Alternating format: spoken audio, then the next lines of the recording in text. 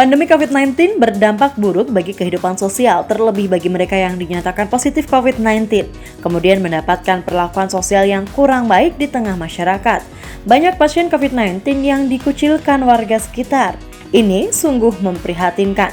Anggota Sub Bidang Tracing Bidang Penanganan Kesehatan Satgas COVID-19, Dr. Retno Asti Wardani, menyampaikan ini adalah masalah serius karena menghambat proses 3T, salah satunya untuk menelusuri kontak erat karena pasien COVID-19 cenderung menutup diri yang berpengaruh dengan kondisi imun tubuh.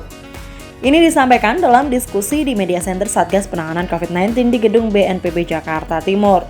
Ada 3 kasus stigma yang membuat pasien COVID-19 menutup diri, mulai dari individu, keluarga, dan organisasi. Yang terparah adalah dari organisasi. Orang positif COVID-19 bisa dipecat oleh perusahaan, ada pula orang yang terusir dari tempat tinggal. Ini pernah dirasakan oleh salah satu survivor COVID-19, Nia Octavia Aksara, asal Samarinda, Kalimantan Timur. Ia mengaku dikucilkan di lingkungannya, dianggap mengidap penyakit AIDS. Perlakuan ini juga dialami oleh keluarganya. Dalam penanganan COVID-19 ini selain 3M yang tadi sudah digembar-gemborkan oleh baik teman-teman Satgas maupun Kementerian Kesehatan, kita juga ada 3T, yaitu testing, tracing, and treatment. Yang bahasa Indonesia ini adalah tes, telusur, dan tindak lanjut. Nah, di sini kita tahu bahwa kenyataan di lapangan, teman-teman yang kebetulan terinfeksi COVID-19 itu kita secara sistem kita mintakan untuk mereka menyebutkan kontak eratnya.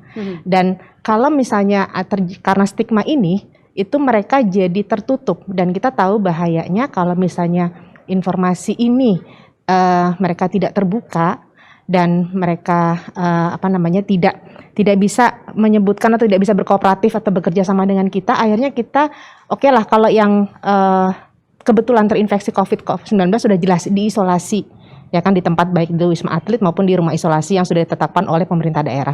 Nah, tapi di selain itu kita juga ada yang namanya kontak erat. Kontak erat ini adalah mereka orang-orang yang berkontak dengan yang terinfeksi tadi dengan kriteria tertentu, dan mereka ini berpotensi untuk menjadi sumber infeksi berikutnya. Dan kalau kita tidak telusur dan kalau kita tidak karantina, ini mereka nanti akan menjadi sumber infeksi yang lain. Dan kenyataan di lapangan adalah dengan stigma ini, itu bahayanya adalah mereka jadi ketakutan untuk mereka tidak mengakui bahwa mereka bertemu dengan yang kebetulan terinfeksi COVID-19 ini. Lalu setelah itu mereka juga tidak mau dipantau, padahal sebetulnya fungsi tracer itu adalah dalam telusur itu adalah kita sebetulnya bukan ingin mengidentifikasi, bukan ingin mencari tersangka tanda kutip, tidak. Kita ingin sebetulnya membantu mereka, kita ingin mengidentifikasi bagaimana mereka supaya mereka bisa kita bantu, kita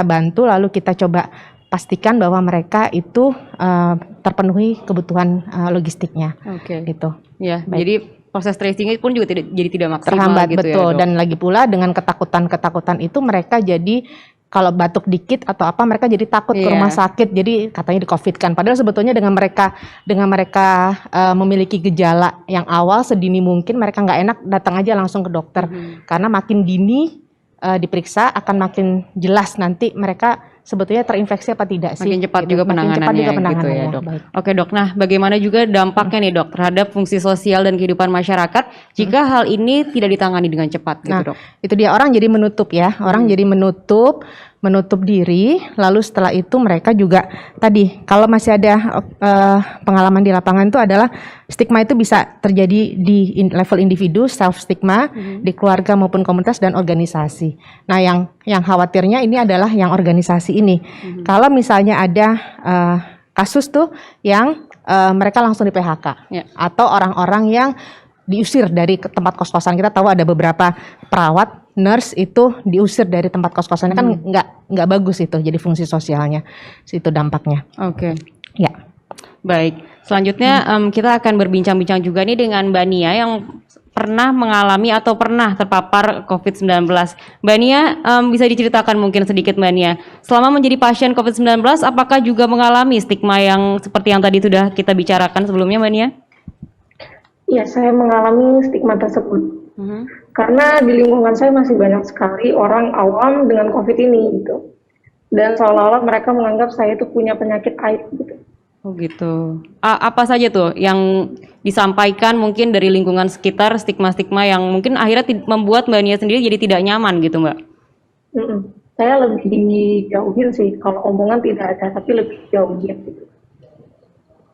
Kalimat-kalimat yang disampaikan mungkin seperti apa tuh misalnya Mbak Nia? Mungkin takut atau gimana gitu? Ya, meskipun saya sudah sembuh, mereka tetap bilang, oh, di rumah aja nih ya, nggak usah keluar-keluar dulu. Oke. Selama mengalami atau selama masa isolasi saat terpapar COVID-19 ini, apakah stigmanya itu juga dirasakan oleh keluarga juga Mbak Nia? Iya, benar. Apa yang dialami keluarga? Mungkin bisa diceritakan sedikit Mbak Nia? Yang dialami keluarga jadi takut untuk keluar rumah, karena pasti banyak pertanyaan, Nia kemana? Karena kan mereka tahu saya isolasi di rumah sakitnya kan.